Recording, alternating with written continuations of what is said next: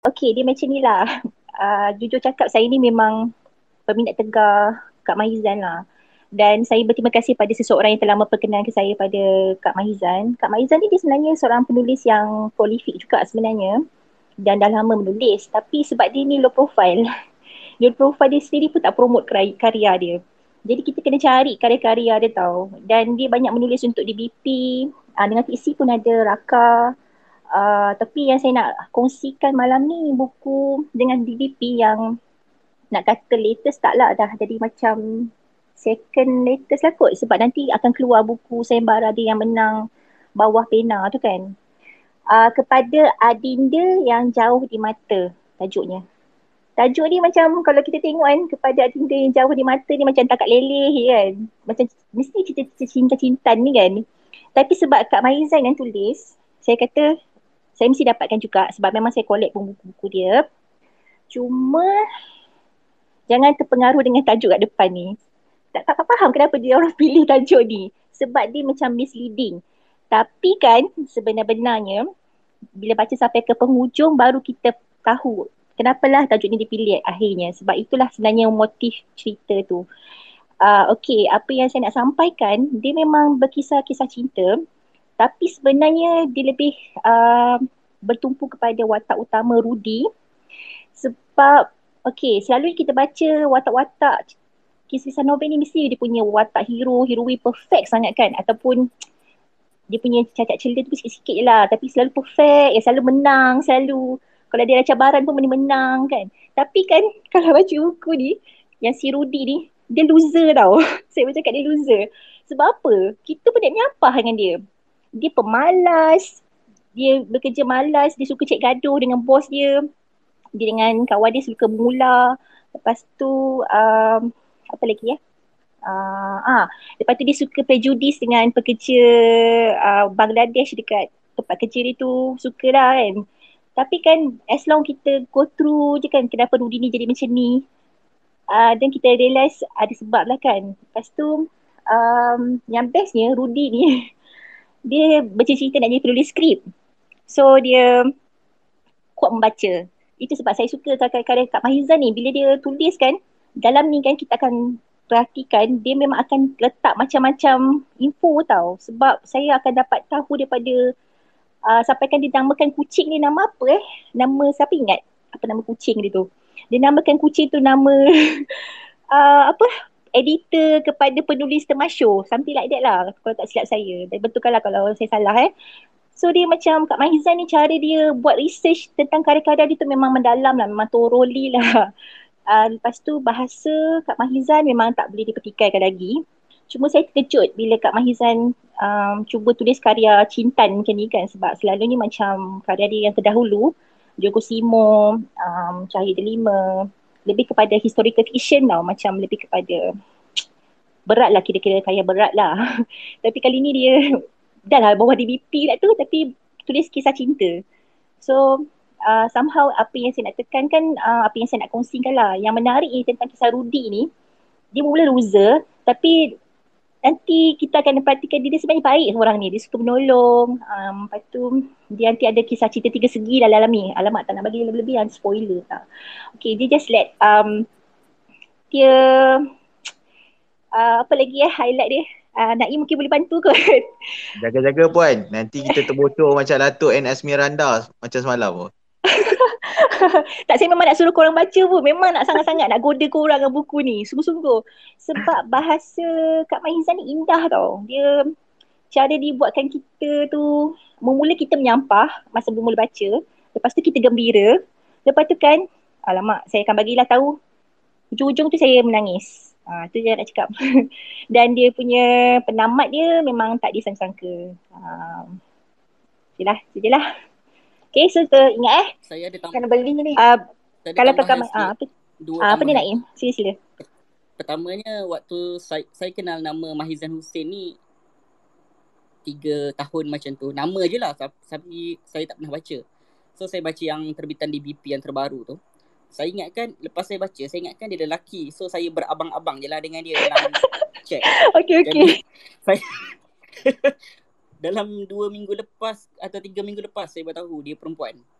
Dan dia memang underrated lah sebab jarang muncul. Itu je ke nak tambah? Buku tu sangat Oh, kelakar. okay. Dua ada. Yang tu buku dia kelakar sebenarnya dan memang kelakar tu sampai. Rasanya Hasrul Rizwan pun kalah dengan kekelakaran Mahiza Hussein. Tu je lah. Ya, saya tak bertanggungjawab Saya hanya host. Apa-apa sebarang fanbase Abang Hasrul dengan PM tepi saya tak bertanggungjawab. Ini disclaimer awal-awal lah. Saya pun risau juga ni. Sekejap lagi dah lah saya bahan temih dah baru-baru ni kan. Lepas tu nanti ada lagi saya kena pula kali kedua. Tak nak lah kan. Ada lagi kena judge lagi.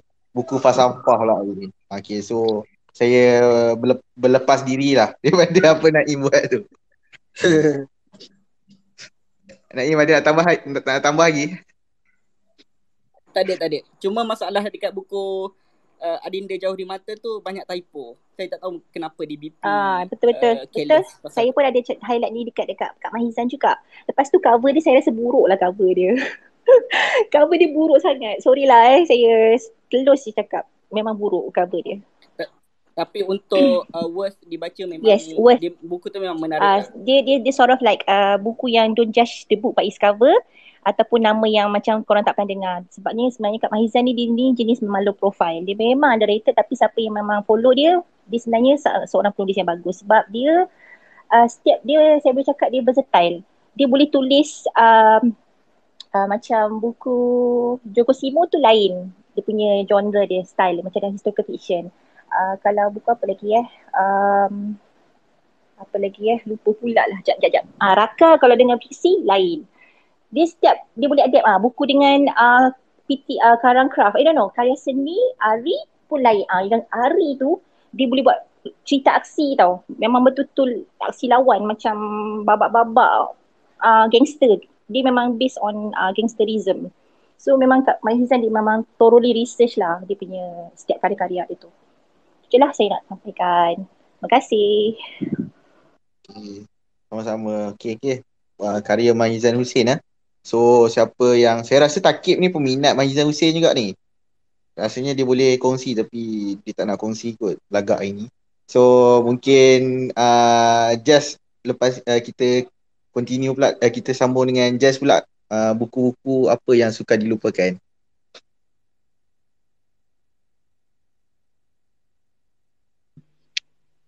Hello, dengar ke? Dengar. Okay, sebelum saya proceed tu buku-buku yang sukar dilupakan kan. Cakap tadi pasal typo kan. I notice saya baca buku lokal tak banyak lah. I think the most yang saya pernah discover is Prolog Media dengan fiksi lah. Tapi apa yang one thing I notice is that memang kalau baca buku lokal ni tak lari daripada typo. Tak tahulah kenapa kan. Tapi setakat ni yang paling jarang ada typo is buku fiksi lah kot. Because mungkin fiksi is a huge franchise, lepas tu thoroughly edited perhaps. Kalau buku Prolog Media, it's quite a lot of typo kalau dalam tu, perasan lah. And then bila tanya kawan-kawan lain yang baca buku lokal pun banyak yang cakap ada typo in other publications. So macam something to look into lah bila cakap pasal typo in local books ni. Tak tahu kalau orang lain agree ke tak. This is just my opinion lah. Kita kan baca tak banyak local so. Betul, setuju. Apa yang dia cakap tu saya setuju. Okay. So alright. So proceed to buku yang suka dilupakan kan. One of the books rasanya dah mention banyak kali is actually The Woman Who Breathed Two Worlds by Serena Siak Chin Yok. Ni memang buku favourite lah. Buku favourite yang macam kalau sembang 10 tahun pun memang this will still be my top favourite sebab it's actually about Baba Nyonya, my heritage culture. Dia cerita pasal culture Baba Nyonya. So that's why buku ni sangat-sangat close to me. So it's a book that macam yang memang susah nak dilupakan. And then secondly is dia ditulis oleh pun penulis tempatan juga. And then dia punya setting is between British occupation dengan Japanese occupation. British occupation. Dia punya sequel is set in Japanese occupation. So sangat menarik you can see a lot of things in this book pasal Baba Nyonya, pasal heritage Baba Nyonya, masakan dia, pakaian dia, how like satu yang just paling suka pasal buku ni is portrayal of women in the society back then. Macam kalau kita tengok kan, society back then dia selalu cerita perempuan ni suri rumah, dia duduk dekat rumah, so lelaki yang tukang cari nafkah. Usually lah. Tapi dalam buku ni, it's different. Perempuan is ketua rumah. Macam betul lah lelaki cari nafkah and stuff like that, but inside the house, perempuan yang make decisions. Even suami dia pun bila suami of the main character, bila dia nak buat any decision, dia akan tanya, dia akan consult dulu isteri dia. Okay, tanya pendapat, bincang, and then they make a decision. So even like after the husband pass away, dia yang sara the whole family, the whole household. So itu buku, sebab tu buku ni macam sangat-sangat best sebab karakter perempuan dia sangat strong. That's what I like about this book. That's why lah ni susah yang dilupakan. Second book, orang semua cerita satu buku kan, just cerita dua buku lah. Satu lagi buku ni Guru Aini oleh Andrea Shirata. Rasanya semua orang tahu kot buku ni. It's quite popular kan, Guru Aini ni. Again, just terkesan dengan buku yang dekat di hati, topik yang sangat dekat di hati. Satu tadi pasal Baba Nyonya, because it's my heritage. Secondly is Guru Aini ni sebab dia just kan guru, so dia dekat lah dekat hati. So it's a book about orang cakap journey seorang guru tu. Macam mana seorang guru tu dia nak menjadi guru, and then lepas tu dia orang cakap dia macam terlalu, because once you are a new teacher kan, kita ada banyak tau, kita punya plan, kita excited, kita nak ajar budak, kita fikir budak-budak kita semua akan participate, semua yang macam bijak-bijak, yang fun. Tapi reality dia sebenarnya, budak ni pelbagai ragam. So when she go to school, it's a different thing. Benda lain yang dia jumpa. So dia punya impian tu tak kesampaian. Apa yang dia expect tu tak kesampaian. And then slowly we can see that cikgu Guru Aini sebenarnya dia dah salah objektif dia sebenarnya. And then after that kita tengok the growth of a teacher, macam mana dia ubah dia punya persepsi, macam mana dia ubah dia punya mindset. And dekat situ kita tengok lah macam mana seorang guru, perjalanan seorang guru tu daripada dia guru baru, and then dia punya expectation is being killed totally, and then they realize something, students are all different, cara nak mengajar tu lain-lain, and then after that we get a very happy ending lah. That's why I like this book and sukar nak dilupakan. Okay, itu saja. Terima kasih. Okay, menarik. Saya rasa Nadia pun baru habis baca Guru Aini ni. Lagipun Guru Aini ni pun ada baru diterbitkan apa, saya tak pastilah. Di bawah Jejak Tarbiyah kan, kalau tak silap. Kalau yang just baca ni is Indonesian version under Gramedia. under Bentang. Oh, Bentang. Bentang Pustaka. So selingan sikit, siapa yang mungkin nak berkongsi mungkin boleh request untuk jadi speaker. So kita teruskan dengan Firdaus Hassan lah. Assalamualaikum. Salam.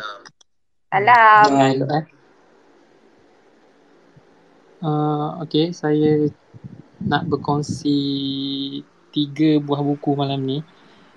Yang mana dalam satu buku tu ada satu poin besar yang saya ingin sampaikan.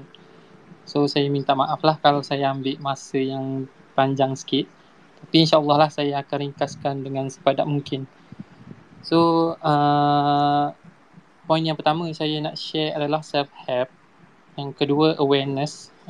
Dan yang ketiga adalah love and promise. So buku yang melibatkan self-help adalah saya sukar untuk saya lupakan adalah I Am Malala. Buku tu pasal budak perempuan yang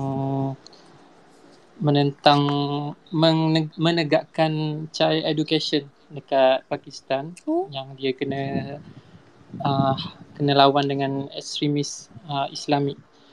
So buku ni yang menyebabkan saya ingat, suka, saya lupa sebab ni buku pertama English yang saya baca.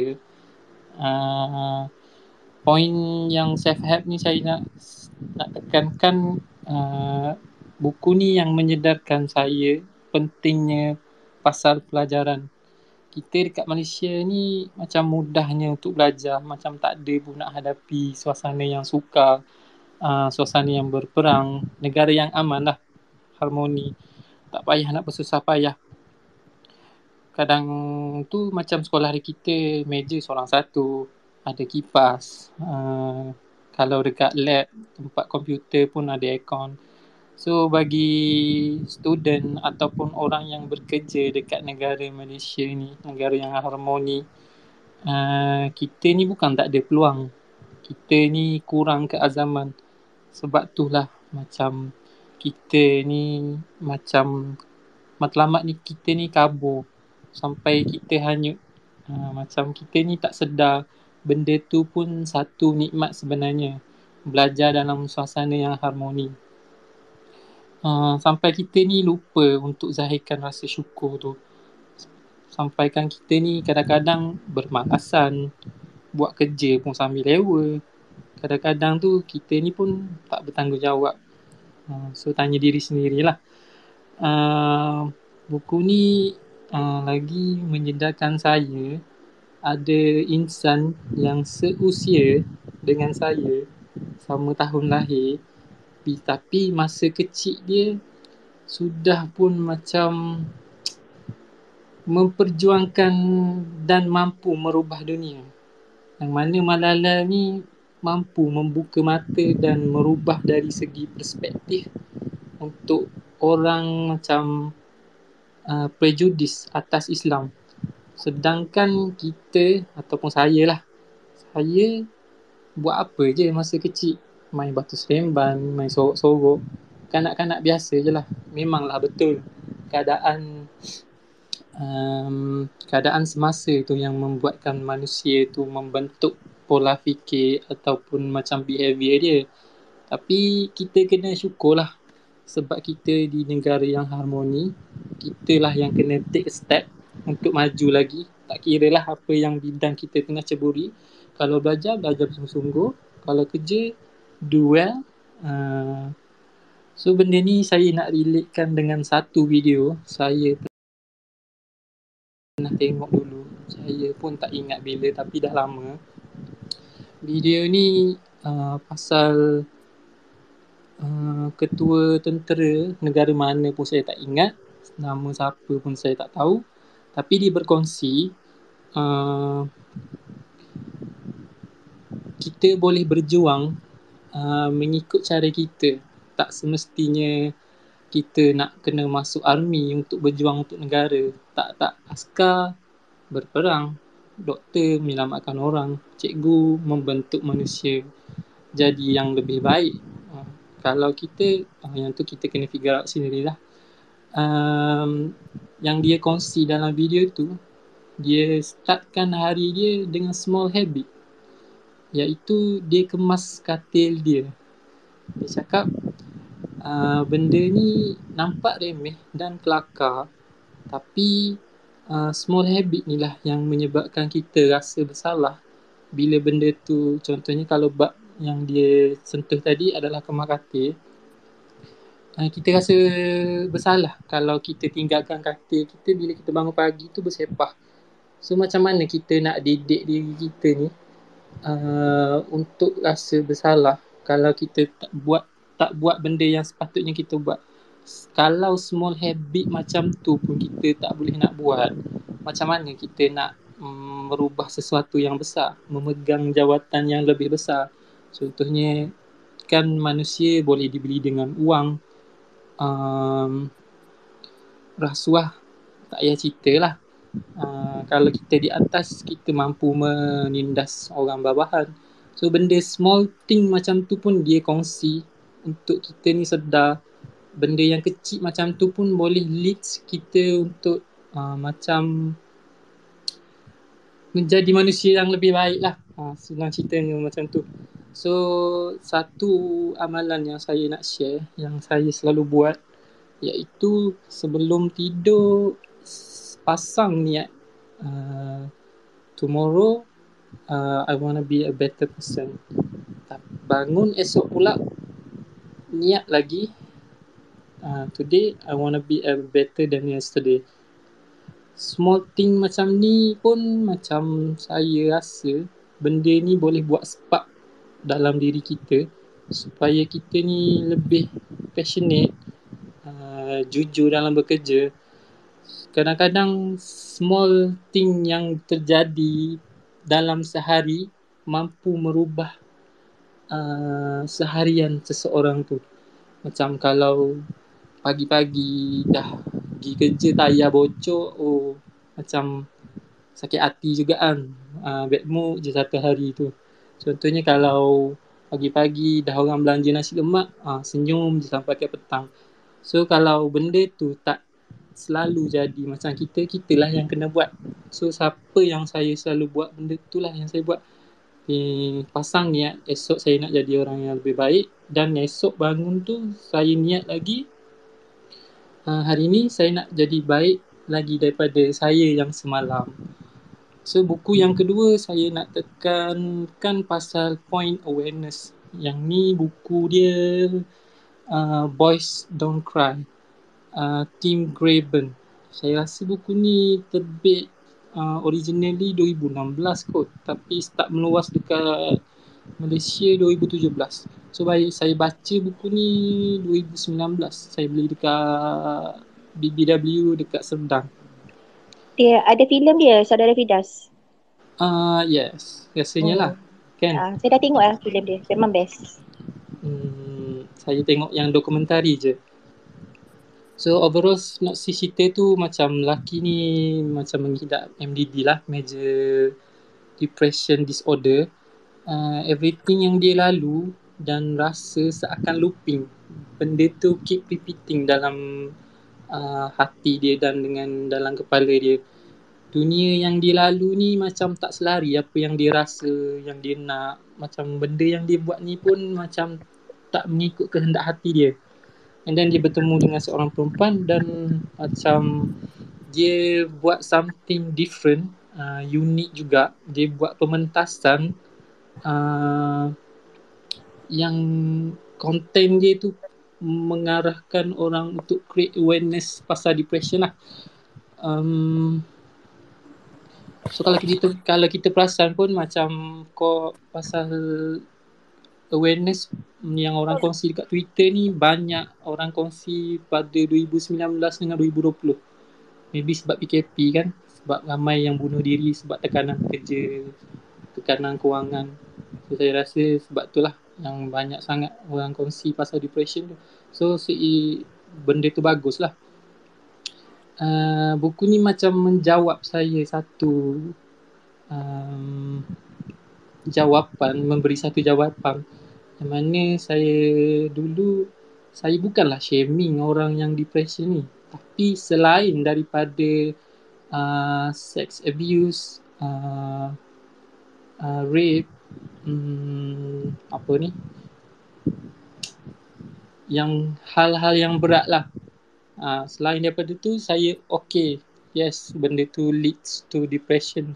Tapi kalau bab bercinta ni macam saya bukanlah prejudis, tapi macam kenapa asal sampai boleh jadi depression. Dan buku ni lah yang menjawab saya. Bukanlah dia bagi jawapan, tapi saya daripada segi penceritaan apa yang dia rasa tu saya faham. Yang mana manusia, penerimaan, cara berfikir dan dia nak melawan tu, setiap orang berbeza-beza. Kalau orang yang kuat, bolehlah macam go for it lah. Macam senang je lah, just cari orang lain. Macam tu je lah. Tapi bagi yang orang macam dah letak sepenuh harapan dekat orang yang dia sayang, dan macam orang yang dah berharap sepenuhnya, memang tak boleh tahan lah. Confirm jatuh lah cerita dia. Kita macam tak boleh nak desak. orang fikir macam yang kita fikir, bagi kita mudah tapi bagi dia susah. So macam apa hal, apply je lah macam aku buat, wake up, stand up on your feet lah, forget about them, let it go, living your life, do sis. So not simple as that. Macam susah penerimaan orang yang kurang ketahanan untuk merubah cara dia sendiri tu. Kalau dia ni yang mostly perempuan lah, contoh, sorry lah, tapi macam lelaki pun ada. Tapi bagi orang yang jenis macam tu, kita penting lah awareness ni. Sekurang-kurangnya kalau kita tak boleh nak mencari jalan ataupun bagi jalan penyelesaian, at least kita memberi nasihat ataupun kita ni menjadi pendengar yang setia lah. At least dia yang meluah dekat kita ni rasa ni kita ada. Benda ni yang buatkan dia rasa orang still support dia tak keseorangan. Kenapa penting awareness ni? Sebabnya kalau awareness ni, kalau salah kita berbicara, kita salah handle ataupun kita tak boleh kesan tanda-tanda kecil ataupun tanda-tanda besar dekat orang lain ataupun orang yang kat sekeliling kita ni, bahaya kesan dia lah. Sebab dia benda ni boleh leads to suicide lah. So benda ni lah yang awareness sebeginilah yang membantu kita untuk terus kita faham orang yang ada MDD ataupun semacam jenis-jenis macam ni lah penyakit. And then point yang ketiga adalah Promise and Love. Ini buku semua orang tahu kot, karya roman buah tangan hasil Hamka, Merantau ke Delhi. Poinnya love and promise. So saya nak tepek dekat semua laki-laki yang sedang mendengar. So saya ni pun sebagai seorang lelaki yang saya tahu, so orang kata benda ni memesan kepada kaum sendiri. So bila lelaki ni memang sifat lelaki dah suka akan perempuan, tapi kita ni lah yang kena tahu macam mana kita nak handle. Kalau salah handle, cara handle tu biasa yang masalahnya. Apabila kita suka seorang tu, macam kita tabur macam-macam janji, kita sebelum dapat tu macam-macam lah, senang ceritanya. Tapi bila kita dah tak suka, kita mencari alasan, walaupun sebab dah lama biasanya kita dah nampak buruk seseorang tu. Bila mula-mula tempoh macam bercinta ni semua indah lah, tapi bila dah muncul perangai sebenar, itulah yang start problem dia. Kita start mencari alasan, mencari yang baru ataupun benda-benda ni lah. So point saya adalah sebelum macam ada niat untuk memikat, fikir dulu tujuan dia, matlamat nak ke mana. Kalau sekadar nak suka-suka belum bersedia, mak cakap lah, memang parah cerita dia. Sebab luka hati ni susah lah nak sembuh kan. Dan sebaik-baik bercinta ni adalah kerana ilahi lah. Kalau yang kita faham, kalau kita semua faham adalah bercinta kerana ilahi lah. Yang mana bila kita niat betul-betul tu adalah kita niat tu betul, kita faham lah walaupun baik buruk pasangan kita ni, kita sedar yang kita seorang lelaki ni tugas kita adalah untuk memimpin rumah tangga. So kena check yang tu lah. Saya pun tak ada pengalaman, saya pun bujang lagi. Benda ni benda amali, perkahwinan ni benda amali, dan benda tak boleh nak senang undur. Nak dah masuk tak boleh nak undur balik. Tapi masalah pun beza-beza. Nak praktik secara teori pun situasi pun berbeza-beza kan. Kena hadap dululah baru tahu macam mana.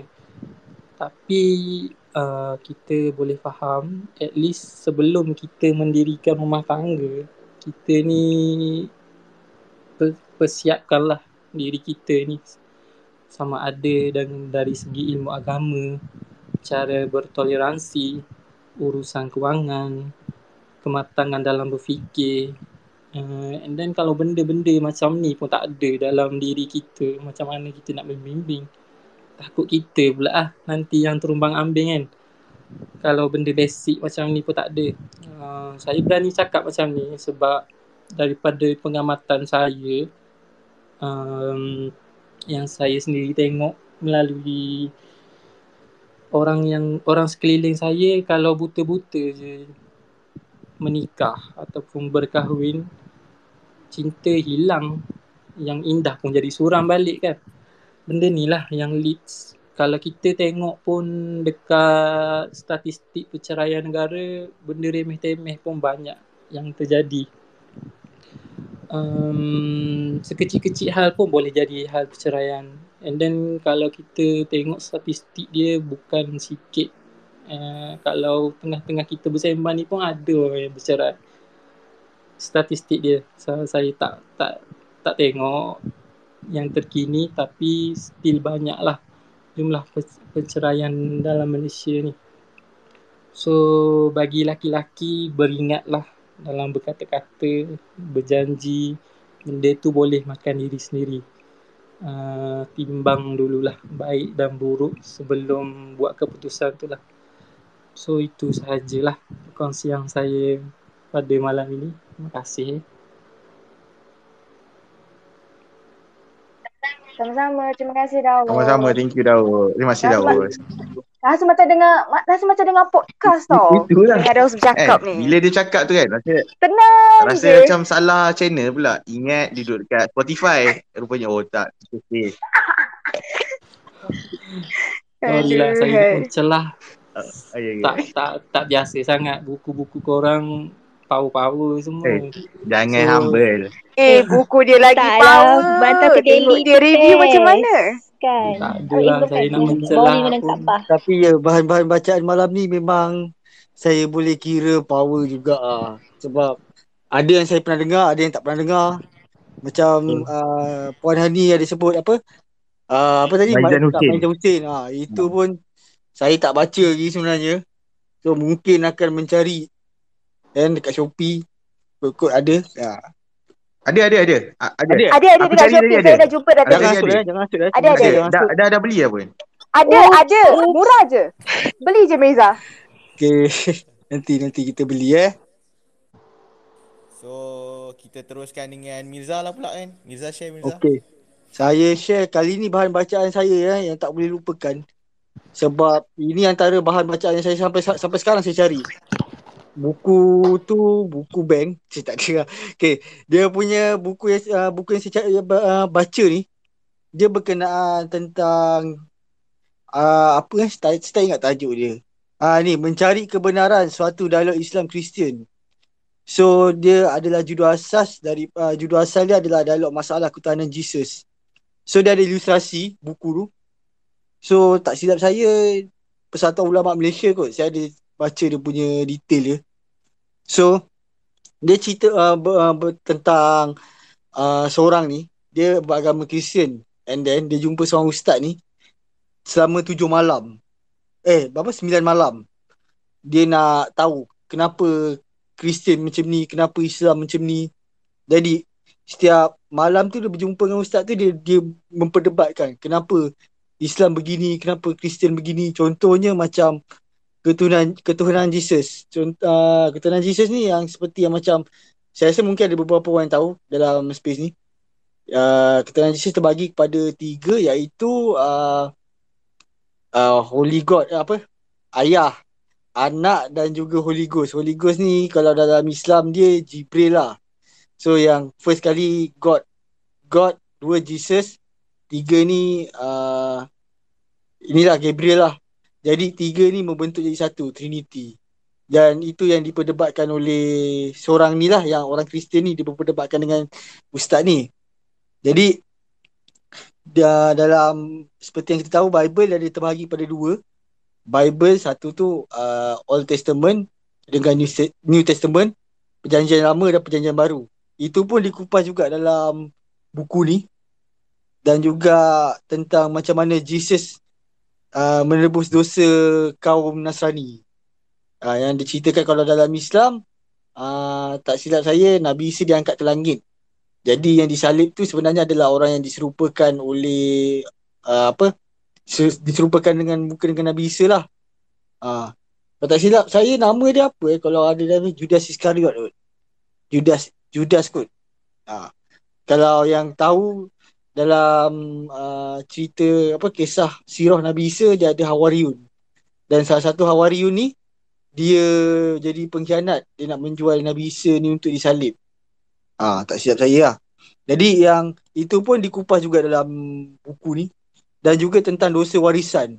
Macam mana penganut agama Kristian ni lahir dah ada dosa dah. Jadi itu pun macam mana boleh ada dosa tu disebabkan Nabi Adam dikeluarkan daripada syurga serta Hawa. Jadi penganut Kristian ni lahir-lahir dah ada dosa. Itu pun dia dikupas dalam benda ni.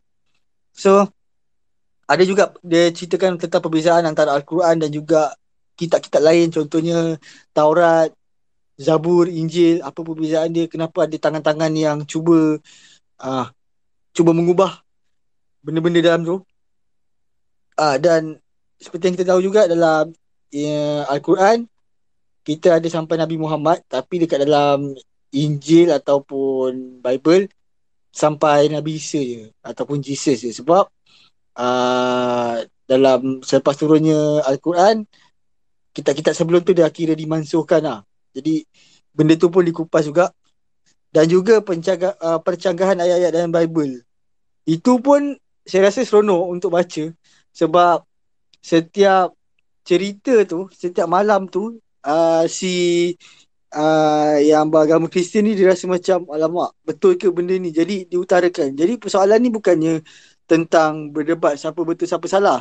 Ini lebih mempelajari macam mana kita nak memahami sesebuah agama tu. Dan saya belajar daripada buku ni, kita kena hormat agama tu lah antara sesama lain. Sebab setiap orang ada kepercayaan masing-masing. Dan kalau kita ada keraguan tu, kita kena carilah jawapan dia. Jangan biarkan pendam. Sebab kemungkinan orang nak cari kebenaran ni, dia perlu cari orang yang betul, bukan orang yang paling tahu. Jadi dalam kata apa, dalam buku ni juga dia diterapkan dengan komik. Maknanya penyampaian ni melalui komik. Tapi ayat tu sebenarnya tulisan tau. Buku yang asalnya tak ada ilustrasi. Yang dalam buku yang second ni ada ilustrasi. Jadi saya baca ilustrasi tu. Dan antara kaedah yang dikongsikan ni bertepatan lah dengan satu ayat Al-Quran yang maksud, jangan kamu berdialog dengan ahli kitab Yahudi dan Nasrani melainkan dengan cara yang terbaik. Jadi perdebatan ni sebenarnya adalah perkongsian.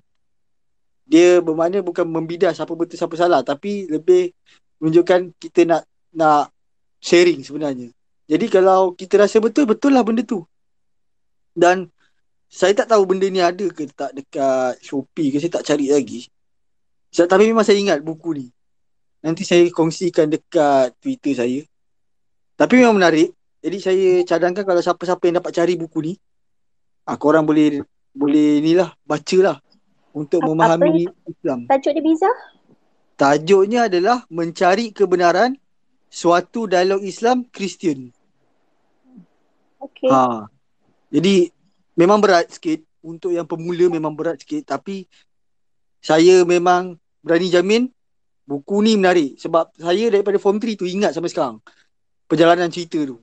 Walaupun saya tak ingat isi kandungan dia, tapi adalah sikit-sikit tentang pembaptisan, kenapa ada sister paderi, penebus dosa, kenapa setiap kali bayi yang dilahirkan perlu pembaptisan. Benda-benda tu semua diceritakan dengan penuh teliti dan berbahasa Melayu. So itu je saya nak share. Saya harap anda semua carilah. Kalau dapat tag saya. Terima kasih. Ya, sama-sama. Menarik buku tu sebab dia lain pada yang lain kan. Sebab macam malam ni banyak orang yang share buku fiction kalau tak salah saya lah.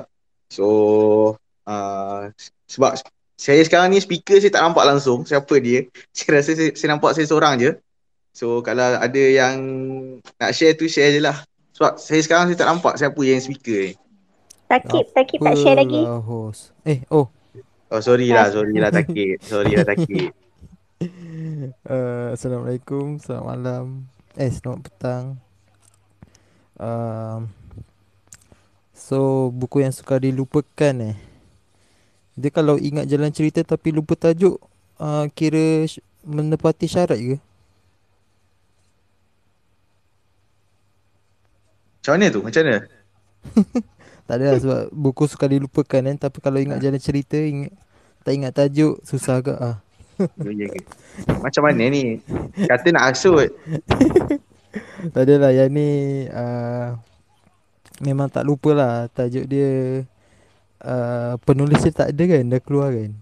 Buku Budak Hostel Otaknya Sewel karya Hasrul Rizwan, terbitan Dubok Press. Sebab apa tak boleh dilupakan? Sebab bagi saya waktu tu saya tingkatan 3 lah. Waktu penulis beritahu yang dia ada upload kisah di Wattpad. Bila saya baca buku tu, memang boleh katakan setiap bab pada buku tersebut memang tak sah lah kalau tak gelak. So benda tu bagi saya memang tak boleh dilupakan. Sebab waktu tu Form 3 waktu tu memang sibuk dengan PT3. PT3 siut. Sekarang PT3 pun dah tak ada kan. So benda tu secara tak langsung waktu saya baca, di mana ketika mana tengah sedih ke, tengah stres, buku tu lah yang jadikan hari-hari itu indah tanpa stres, PT3 tu. So carilah buku tu. Dan seterusnya ini buku berat sikit tapi still fiction, karya daripada Ahmad Patria.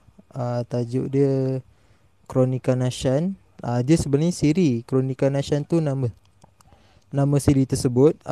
Dalam siri tersebut ada 4 buah buku setakat ni. Yang pertama Aristokra, seterusnya Wizra, ketiga Kesatria, dan paling terbaru Imperia.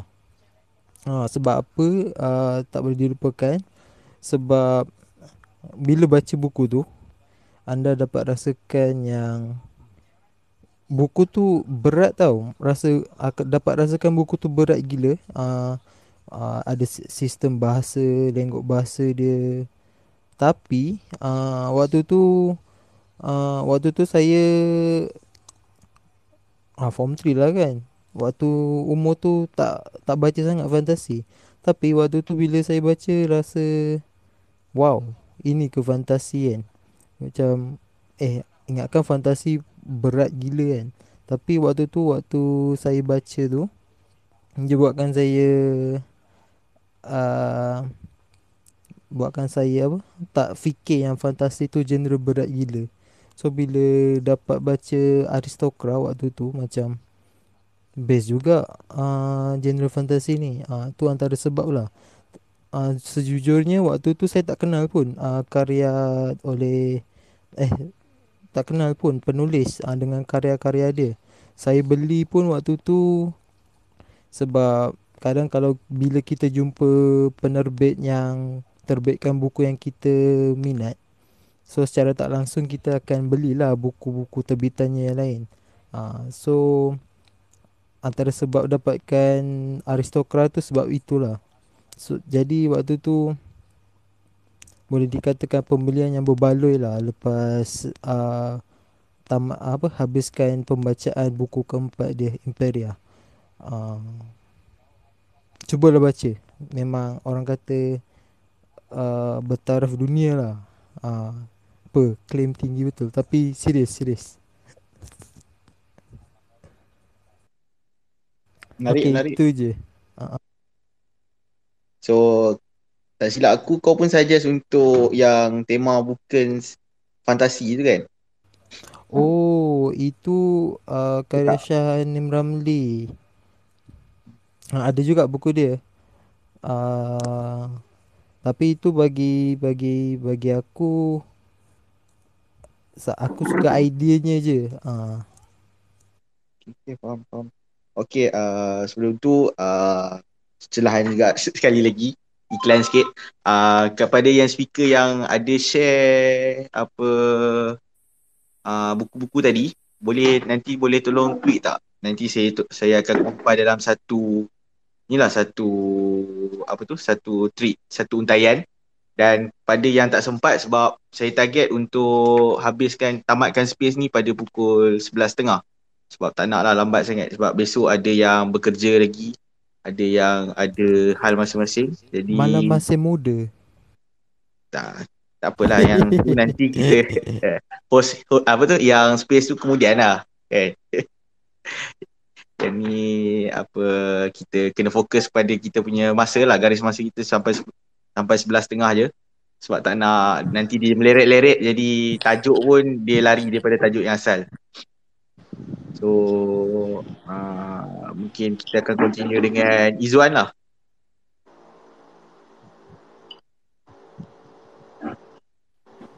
Ya, saya.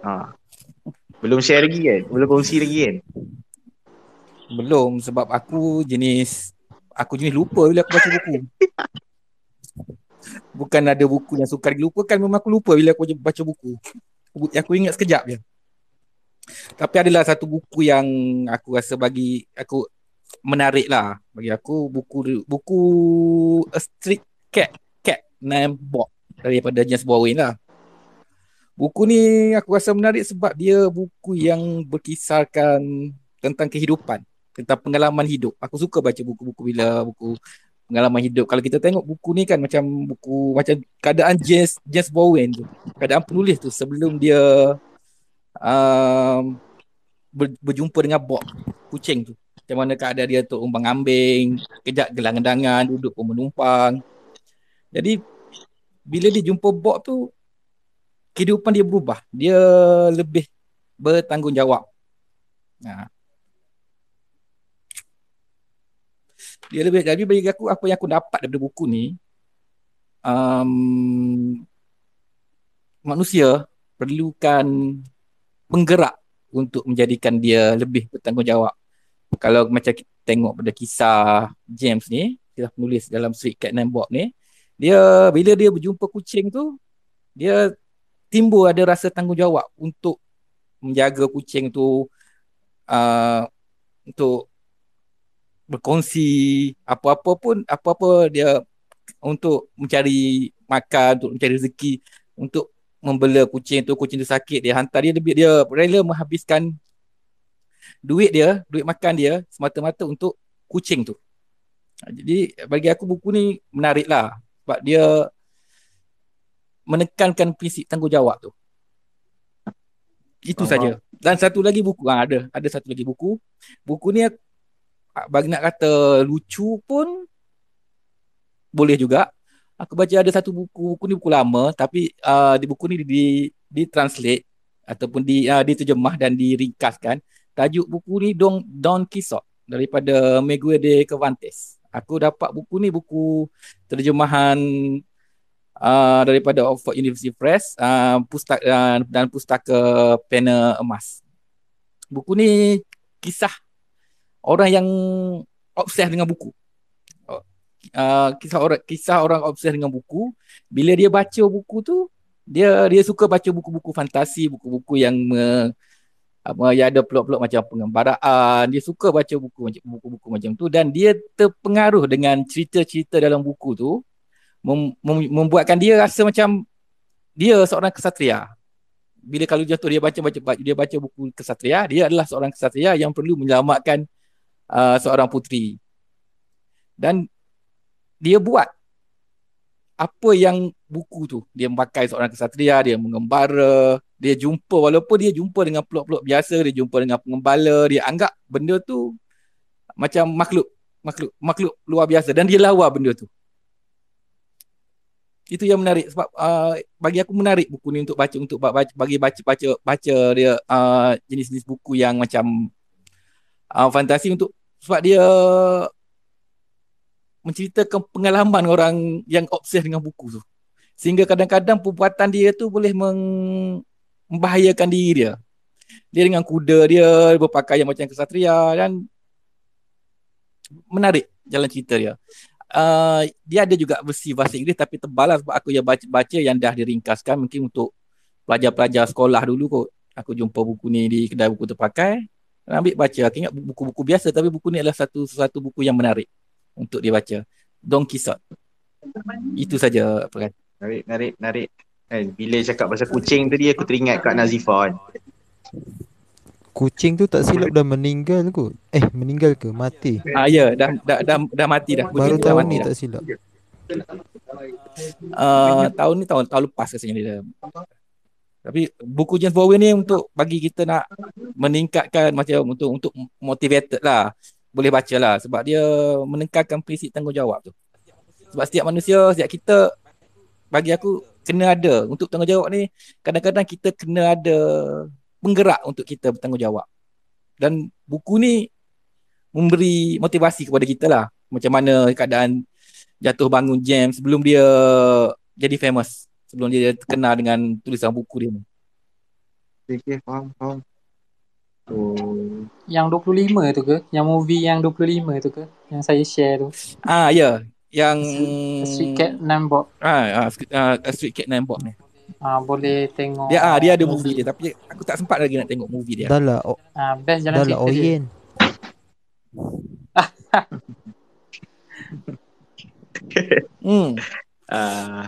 Ada lagi ke Izzuan nak share? Tak ada lah. Okay, kalau tak ada, kita continue, kita sambungkan dengan MC Nadia lah. Sebenarnya dia tak nak bercakap tapi saya paksa juga dia bercakap. Hello. Tak segan macam ramai ada dalam ni kan. Ikutlah orang lain nak share. Bagilah peluang orang lain dulu. Macam tu. Sejak bila segan? Itulah kan. Sejak bila? By the way, sementara Jess ada kat sini, cakap pasal Guru Aini tadi, saya baru je habis baca dan review. So, sudi-sudilah singgah baca review tu. Dah ada edisi bahasa Melayu terbitan Jejak Tarbiyah. Okay, itu sahaja.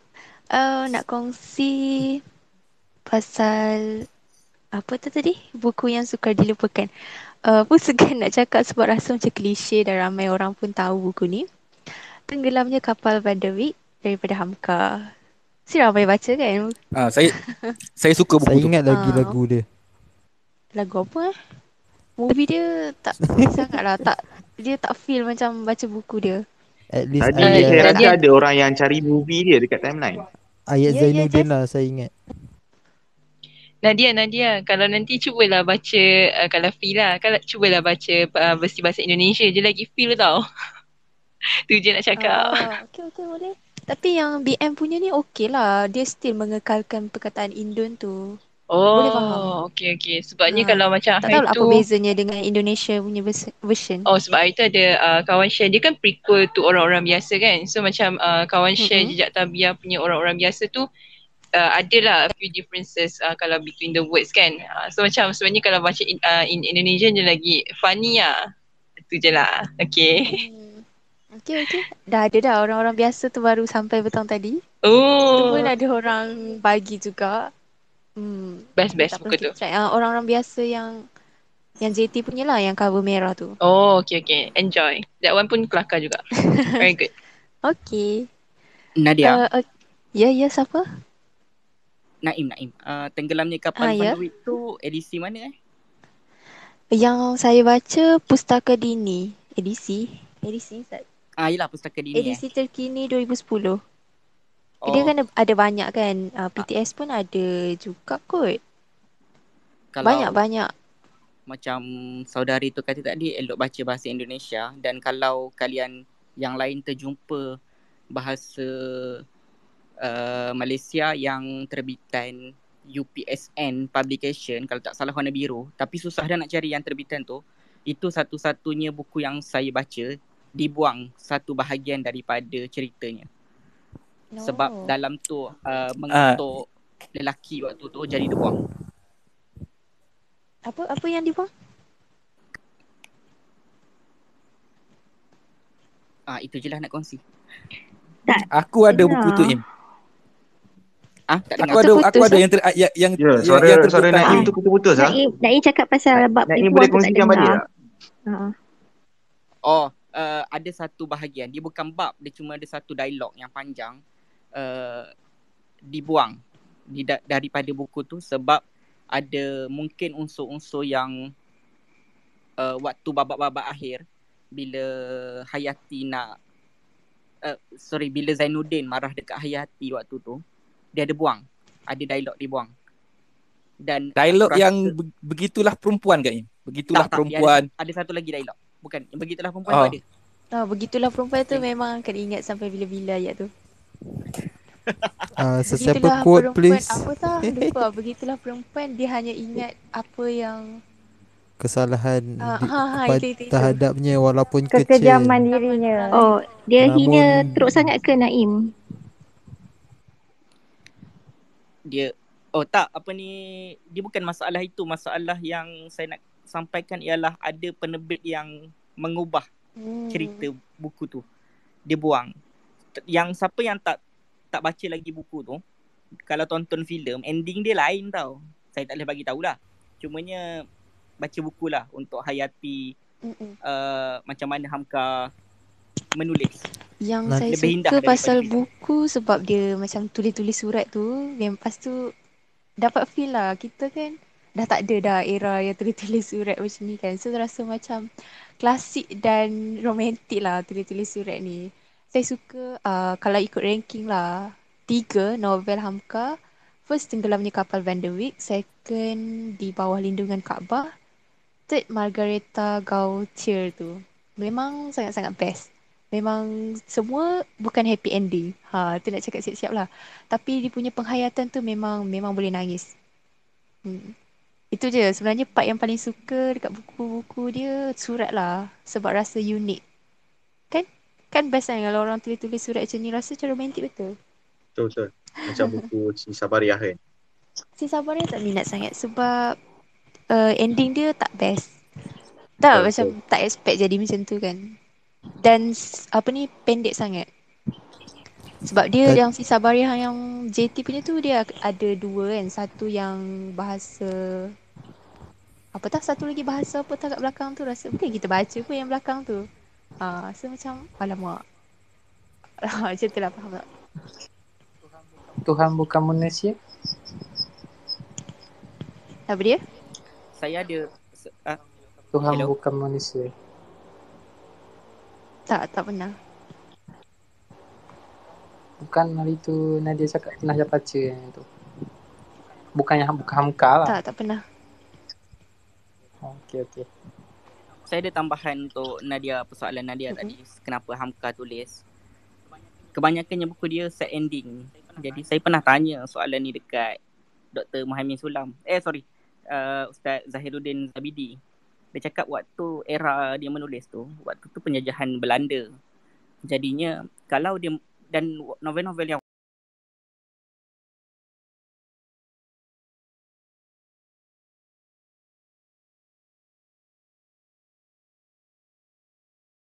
jadi kalau Hamka melawan arus pada ketika itu, bukunya takkan laku dan takkan dibaca orang. Jadi nak tak nak, dia kena mengikut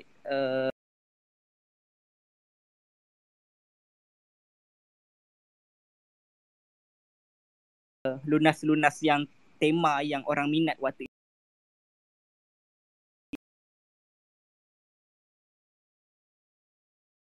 Punya dengan gaya bercerita. Itu je. Dan saya sukalah bila dia set ending dia lagi meninggalkan kesan dekat pembaca. Sebab kita ialah macam meruntun-runtun jiwa bila dah habis tu. Macam Allah, kenapa jadi macam tu? Lepas tu tak boleh nak move on 2-3 hari lepas habis baca kan. Itu yang saya alami lepas baca buku novel-novel Hamka ni. Dan memberi kesan lah sebab kita mestilah macam kenapa dia nak kena mati lah macam tu kan. Dan mempersoalkan. Dan benda tu memberi kesan lah. Kita akan ingat benda tu sebab sedih kan last kali. Yang tu je lah nak share. Bolehlah cari tiga-tiga buku tu. Memang takkan menyesal. Betul. Setuju. Nak tambah. Tambah. Sila puan ni, sila. Kalau Hamka, saya suka Merantau ke Delhi dengan Tuan Director. Kalau siapa yang suka hal-hal politik, saya sarankan baca buku Tuan Director. Sebab buku tu macam merentas zaman. Always relevant dengan suasana terkini. Sebab dia memang betul-betul cerita pasal hal politik. Sebab kalau yang lain tu banyak ke romantik kan. Macam even yang Merantau ke Delhi tu pun cerita pasal antara kasta lelaki perempuan and cinta. But kali ni Tuan Director tu dia betul-betul cerita tentang hal politik. Itu je lah nak tambah. Ada baca juga Merantau ke Delhi, Tuan Director. Novel-novel Hamka semua saya baca lah setakat ni. Tapi yang paling best 3 ni lah. So sangat recommend orang lain untuk baca. Dah Malaysia hayati pun surat-surat tu. ada penulis nama Hamka lah. Apa?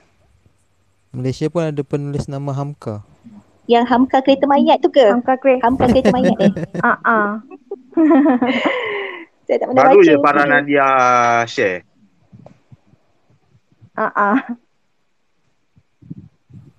Farah nak kongsi ke buku? Farah dia nak kongsi ke? Okay. Kalau buku yang paling sukar dilupakan untuk saya lah kan, buku Hamka Kereta Mayat ni lah. Sebab Hamka Kereta Mayat ni dia ada anak dia. Anak dia pun autism. Sebab dia kenapa sukar dilupakan? Sebab saya ada adik autism juga. So memang buku ni akan ingat sampai bila-bila lah. Padahal dah lama dah baca buku ni. Dan boleh dikatakan setiap bab tu confirm akan air mata mengalir.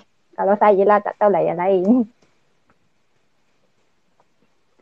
Dia cerita macam yelah pasal kehidupan anak autism dia. Tak silap anak autism dia ni anak bonsu dia. Macam lebih kurang macam adik saya lah. Adik saya anak bonsu. So macam aku ke yang tulis buku ni. Untuk maklumat korang semua, autism ni dia ada banyak jenis tau. Dia ada 3. Dia ada mild autism, moderate autism dan severe autism. Macam adik Farah severe. Selalu orang kalau kita tengok filem ke drama, selalunya dia akan highlight autism yang jenis mild ni. Sebab autism yang jenis mild ni dia pandai, dia senang cerita genius lah. Padahal kalau ikut statistik, autism mild ni hanya 20% je dari keseluruhan manusia yang autism. Kalau sebenarnya lagi ramai autism yang macam adik Farah lah, yang severe. Yang dia pun tak boleh nak uruskan diri sendiri. Dia macam budak kecil lah, senang cerita. Dia akan forever a baby. Macam adik kita, sibuk berak tak reti, mandi tak reti. So memang kena buat untuk dia. Tapi yang dia reti, makan dia reti lah. Itu je benda yang dia reti. Dengan lagi satu buku ni pasal autism juga, tapi ni buku fiction dari luar negara lah. Tajuk dia The Curious Incident of the Dog in the Night Time. Buku ni macam terkesan jugalah sebab yelah apa-apa buku pasal autism ke mesti akan terkesan sebab kita pernah mengalami kan. Buku ni dia cerita pasal jiran budak ni mati tau. Lepas tu budak ni dia macam ala-ala Sherlock Holmes. Dia siasat lah pasal kematian jiran dia tu. Tak berapa ingat sangat lah jalan cerita dia. Tapi menarik lah cerita tu sebab dia cerita dari perspektif budak autism tau. Macam budak autism ni sensitif betul dengan bunyi. Macam bunyi tu berjauh kilometer pun dia boleh dengar. Lepas tu kalau orang jerit pun telinga dia boleh sakit. Yang sebiji macam adik aku lah. Aku rasa macam baca cerita pasal adik aku pula. Itu je lah nak cerita. Menarik. Hamka Kereta Mayat kan tadi? Boleh follow FB dia. Sebelum tu kalau ada mungkin saya akan buka lagi satu last slot kot untuk satu lagi speaker untuk kongsikan. Tu Shai Shu tadi. Dah keluar Syaiho tu. No, Syuhada. Ada, tak ada. Dah keluar? Tak ada. Tak ada. Aku nampak ada 4 je speaker. Jazz, Daus dengan kau. Tak nampak yang kita. Itulah. Kita pun dia tak nampak. Invisible. Akila dah share dah? Belum. Tak nak. Akila tak nak Ya, share. dapat speak Akila. Majority. Akila lah last. Memandangkan borak-borak buku ni dia merupakan co-penggerak saya bersama Takib, jadi dia dah kena share. At least 3 macam tu Akila. pula Apa dia? At least 3 buku. 3 buku tidak. Tapi saya cuma akan cakap satu buku ni yang bagi saya mind blown untuk saya. Saya rasa macam saya tak tahu, mungkin otak tak adalah otak suci saya tak boleh terima buku tu. Buku tu adalah buku Amsterdam daripada tulisan oleh Fahmi Mustafa. Buku tu adalah limited edition oleh fiksi. Jadi waktu mula baca tu dia bawa watak tu okey, faham. Tapi dia macam kabur-kabur. Kemudian dia bawa watak dengan situasi yang songsang. Maksudnya laki suka sama laki. Tapi pertengahan cerita itu menceritakan tentang okey, betul, kehidupan songsang. Tapi dia twist dekat situ. Tak apa, kita teruskan lagi. Sebab kita pun, yelah, manalah kita biasa dan terdedah sangat dengan kehidupan sebegitu. Sebab kita adalah kehidupan yang kita tahu laki dengan perempuan, dengan laki dengan laki, perempuan dengan perempuan kan. Jadi dia twist dari pertengahan cerita, kemudian hujung buku itu pun dia twist lagi. Dan end up saya baling buku tu. Pada pengakhiran cerita saya, pada habis buku tu saya baling buku tu, to be honest. Sebab saya rasa macam apa yang Fahmi Mustafa untuk nak sampaikan, saya faham dia nak sampaikan tentang kehidupan songsang, liberalnya sesebuah kota dengan kehidupan sebegitu. Tetapi patutlah buku itu di-ban. To be honest, saya cakap buku tu di-ban oleh MPH kerana konten buku tu sendiri. Kemudian dan salah satu sebab mungkin fiksi juga buat limited edition. Tetapi dari segi konteks pembacaan, penulisan, plot dan juga cara cerita Fahmi Mustafa terhadap buku tu memang sebenarnya sangat bagus. Saya perhatikan di Goodreads ada yang memberi bintang setakat 3 atau 2, mungkin kerana mereka tidak bersetuju dengan apa ideologi yang Fahmi Mustafa cuba bawa di dalam buku tu. Tetapi bagi saya yang bukanlah kita kata kita open-minded, tapi kita membaca buku yang berbagai-bagai genre, kita tahu kehidupan di dunia ini berbagai-bagai. Jadi saya rasa buku tu tak adalah seteruk mana pun. Itu satu pembacaan yang bagus untuk kita tahu, oh dunia sebegini, rupanya ada dunia sebegini. Untuk cari dekat Shopee buku tu memang tak ada dah. Tak tahu kalau kat Carousel ada, tapi buku tu memang sangat-sangat limited edition dan dah di-ban rasmi. Tak tahu dah. Takib ada kan buku tu? Ada. Tapi waktu saya baca tu muda kot waktu tu 17 kot. Agak lost lah dengan penamatnya sebab mungkin kena baca balik kot nak dapatkan buku tu konteks penamat dia pun penamatnya. Penamat dia tu jadi macam kita tertanya-tanya, kau nak tunjukkan apa sebenarnya dalam cerita ni? Apa buku ni sebenarnya kau nak bagi apa? Tapi kalau cuba untuk letakkan puzzle sebenarnya dia nak cerita yang buku tu berdasarkan tentang kehidupan di sebuah kota yang sangat liberal, yang tabu, yang kehidupan penuh dengan songsang, dan rupanya mungkin idaman untuk sesetengah orang asal begitu. Itu yang cuba Fahmi Mustafa cuba sampaikan sebenarnya. Tapi buku tu bagi saya buku dia yang Laknat tu yang paling mind blown lah. Laknat tu debut book dia yang yeah. Amsterdam ni 2017 memang dia buat limited edition. Laknat tu pun ramai yang tak setuju dengan buku dia tu juga. Tapi itu pun susah nak cari sekarang Laknat tu. Cuba baca Laknat. Siapa rasakan mereka yang kelihatan seperti maksum tu fikir balik. Fikir balik. Kena baca buku Laknat tu. Laknat memang power lah. Itulah satu-satunya buku yang sampai sekarang saya tak dapat lupakan. Buku-buku lain saya rasa biasa-biasa je untuk saya. Gitu. Memandangkan dah habis ke Kila? Dah habis. Kita boleh tutup ke? Okey lah. Kita buka satu lagi lah sebab ada yang nak tutup ke? Tak. Buka satu lagi dah. Saya rasa boleh je. Sempat ni. Ada lagi 3 minit, 4 minit, 5 Ada minit. 3 minit. So saya buka lagi satu slot untuk siapa yang nak kongsikan. Mungkin saya tak nampak, mungkin ada yang dah request dah jadi speaker. Mungkin tak tahu lah. Jam aku cepat rupanya. Aktif. Lagi seminit. Kalau ada yang nak kongsikan boleh request. Ya? Masuklah request. Jangan bagi saya cakap seorang. Ataupun mungkin ada siapa nak cadangkan ke untuk minggu hadapan kita nak bawa tajuk apa. Dah 2 minggu dah saya duk brainstorm seorang-seorang ni nak kena bawa tajuk apa. Patutnya next time Akila jadi host. Dia dah jadi cik famous kan. Okay. Mungkin ada lagi bagi 2 minit. Mungkin ada siapa-siapa yang nak bagi cadangan untuk episod kita yang ketiga. Saya cadangkan buku yang paling kita tak suka. Boleh tak Miza?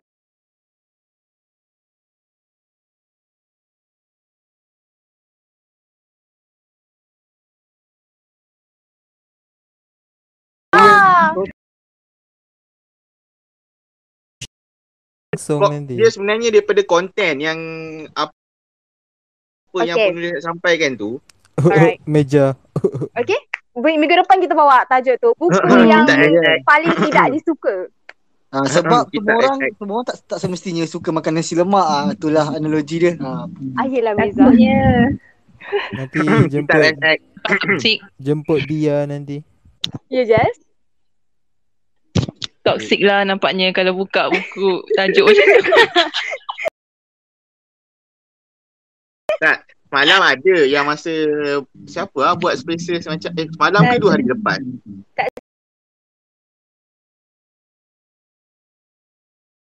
Dia buka tu kan, saya rasa macam agak menyesal.